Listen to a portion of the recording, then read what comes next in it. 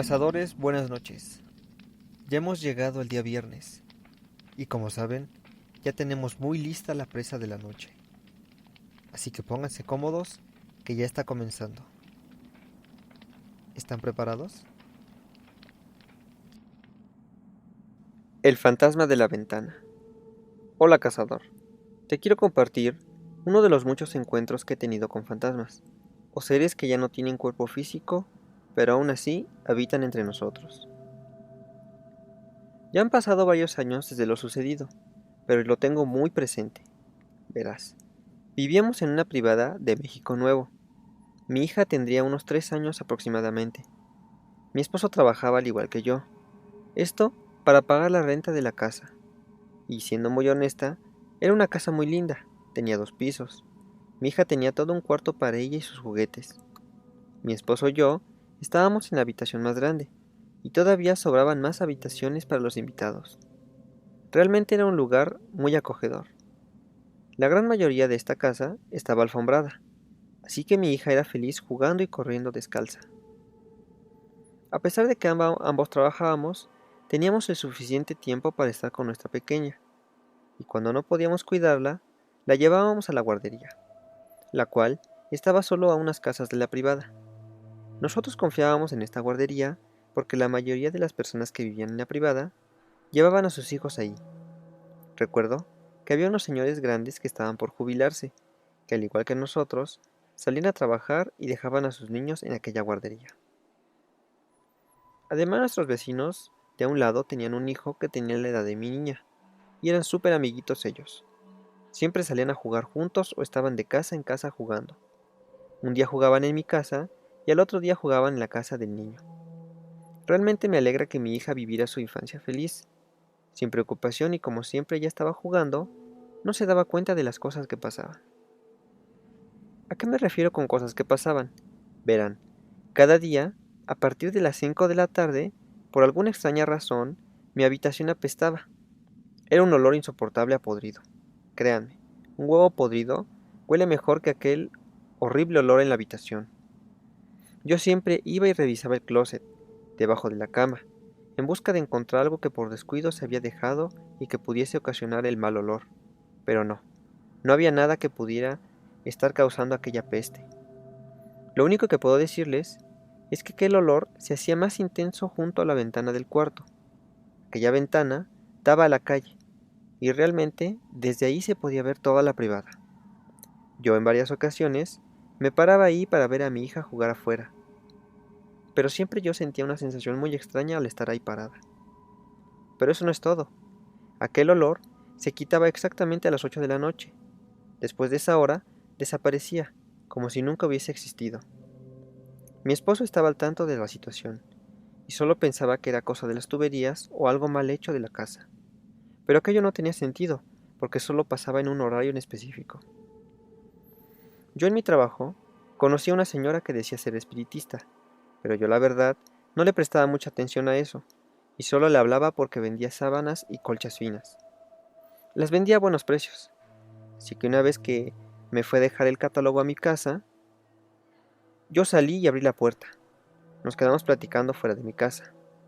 Ella se fue, y al día siguiente que la vi en el trabajo, me preguntó que si mi suegra vivía con nosotros. Aquella pregunta se me hizo realmente extraña, ya que ella no conocía a mi suegra, y ni siquiera entró a la casa como para ver se encontraba ahí. Muy desconcertada le contesté, le dije que no, y que por qué me preguntaba aquello, a lo que ella me respondió. Bueno, es que cuando estábamos afuera de tu casa, platicando y viendo el catálogo, una señora nos estaba viendo desde la ventana de arriba. Como yo no le vi el parecido contigo, supuse que era tu suegra. Discúlpame si me entrometí en algo. Cuando le escuché decir eso, que alguien nos veía por la ventana, se me erizó toda la piel, y con voz temblorosa le dije, mi suegra no vive conmigo, y ese día estaba yo y mi hija. No pudo estar nadie más en la casa. Ella me dijo muy convencida que de verdad la había visto, que estaba sujetando la cortina para asomarse. Ella, al ver mi incertidumbre, me tomó del hombro y me dijo, si dices que no pudo ser una persona viva, entonces tienes viviendo un espíritu en tu casa. Créeme, yo sé de aquellas cosas. Yo le contesté: ¿Cómo que un espíritu? ¿Estás hablando en serio? Ella me dijo muy seria: Sí, estoy hablando en serio. ¿Qué acaso no has notado cosas raras en tu casa? Cuando ella me dijo eso, me quedé pensando, y se me vino el recuerdo del mal olor de la habitación, a lo que le respondí: Ahora que lo pienso, sí, sí pasan cosas raras. Mira, cada día de las 5 de la tarde a las 8 de la noche, mi habitación huele a podrido, y no importa cuánto limpie o eche aromatizante. Aquel olor no se quita, y parece que es más fuerte cerca de la ventana. Ella me preguntó si la ventana donde está el mal olor es la misma donde ella vio a la señora, a lo que le dije: sí, es la misma ventana. Después de eso, se quedó pensando un momento y me dijo: Lo que tienes que hacer es investigar qué pasó en aquella casa o quién vivió ahí, antes que ustedes. Yo creo que te puedo ayudar con este problemita, pero no te puedo decir exactamente qué hacer hasta que sepamos algo de las personas que vivían ahí. Ese día, regresé del trabajo determinada a investigar qué era lo que estaba pasando, y aproveché que mi hija estaba jugando en la casa de su amiguito para preguntarles a sus padres si ellos sabían quién había vivido antes que nosotros, a lo que ellos me dijeron que desde que ellos habían llegado ahí, solo estuvo habitando el dueño original de la casa con su madre, pero que realmente nunca los trataron como a nosotros, porque aquel señor trabajaba todo el día hasta que regresaba por la noche, y la señora realmente nunca salía, tan solo algunas ocasiones la vieron. También me dijeron que los señores jubilados les platicaron a ellos que conocían a la señora y que la señora se encontraba enferma, pero que nunca les dijeron de qué. La señora se la pasaba gran parte del día esperando a su hijo. Dicen que por las tardes la señora se acercaba a la ventana para ver a su hijo cuando llegara. Esto también me dijeron. Yo, eso fue lo único que pude investigar con los vecinos, pero era mejor que lo supiera de primera fuente. Así que le dije a mi esposo todo, y le pedí de favor que le preguntara al dueño de la casa para confirmar lo que decían los vecinos, ya que era él quien nos rentaba la casa y mi esposo quien le pagaba la renta. En fin, llegó el día de pagar la renta, y mi esposo había hablado con el dueño de la casa. Cuando regresó y estábamos en la casa cenando, me contó lo que el dueño le había dicho. Dice que el dueño le dijo que nosotros éramos los únicos que rentábamos en aquella casa, esto a partir de que él ya no quiso seguir viviendo ahí, ya que le traían recuerdos muy tristes, porque su madre vivió sus últimos años en esa casa, pero que no se asustara, porque su mamá no había muerto ahí. Simplemente, un día después de llegar del trabajo, él no vio a su madre esperándolo en la ventana como siempre lo hacía, y cuando él entró, se dio cuenta que estaba desmayada, a lo que él la llevó al hospital y después de una semana en aquel lugar, su madre murió. Mi esposo me dijo: Ya ves, no pasa nada malo aquí, de seguro ese olor tiene una explicación muy lógica. En fin, ahora yo ya sabía lo que había pasado, y al día siguiente le conté a mi compañera del trabajo lo que me dijo mi esposo. Ella me dijo: Tranquila, no hay nada malo en tu casa, simplemente es el espíritu de la señora quien se quedó atrapada en un bucle de tiempo, esperando en la ventana a su hijo como siempre lo hacía. Por eso el olor es más fuerte en aquella ventana, porque es el lugar donde ella se quedó. Hay que ayudarla a seguir su camino. Esto es lo que tienes que hacer, mientras me decía lo siguiente. Ella me dio una lista en la cual yo tenía que comprar algunas cosas y seguir unas instrucciones que me explicó, y también me dijo que después de hacerlo le contara lo que pasaba. Tomé nota de todo lo que me dijo, y como era fin de semana, me daba tiempo de comprar los cocos y la esencia de lavanda. Le dije a mi esposo si me quería ayudar, a lo que él accedió. Untamos los cocos y los empezamos a rodar, él por un lado y yo por el otro, pasando por cada esquina del cuarto. Los juntamos, y cuando llegamos a la ventana, no les voy a mentir, pero cada giro que daba el coco me erizaba la piel, y al juntar ambos cocos, uno de ellos se quebró. Mi esposo y yo nos miramos mutuamente muy sorprendidos, y procedí a leer la oración que me había dado mi amiga. Después de leerla, nos sentimos más tranquilos y nos fuimos a hacer otras cosas. Jugamos con nuestra hija, quien procuramos que no se diese cuenta de nada. Y después de que nuestra hija se durmiera, acondicionamos uno de los cuartos de huéspedes para dormir. Creo que nunca dormimos tan bien como aquella noche.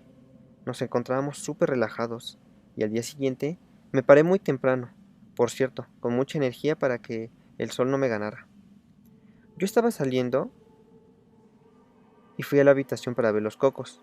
El sol ya brillaba y entraba por la ventana. Sin duda parecía ser un lindo día. Yo quedé muy sorprendida cuando, después de untarme con la esencia de lavanda a las manos y me disponía a levantar los cocos, noté un poco asustada que el coco que ayer se había agrietado estaba abierto. Se había partido completamente por la mitad. Podía ver la parte blanca del coco, pero estaba seco. No había agua tirada. ¿Qué había pasado con el agua que contenía? ¿Y cómo era posible que se abriera el coco por sí solo? Es un coco y los cocos son duros. ¿De verdad era posible que una fuerza no material fuese capaz de abrir un coco de esa manera?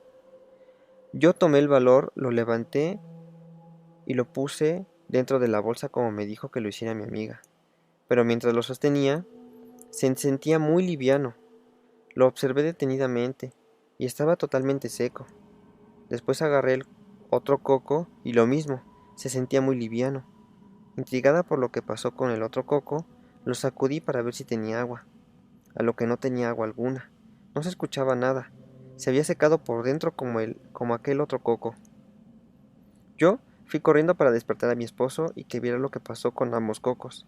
Él se levantó y me acompañó a verlos. Estaban tan sorprendido como yo, y me dijo que quizás sí tenía algo paranormal pasando aquí. Después nos fuimos a trabajar. Mi esposo llevaba a nuestra hija a la guardería como siempre, y yo tiré los cocos camino al trabajo. Cuando vi a mi compañera, le conté lo que había pasado, y solo me dijo que ya no íbamos a volver a tener el problema del mal olor. Le pregunté que por qué, y qué le había pasado a los cocos. Ella me dijo que no me podía decir, pero que ya no me preocupara.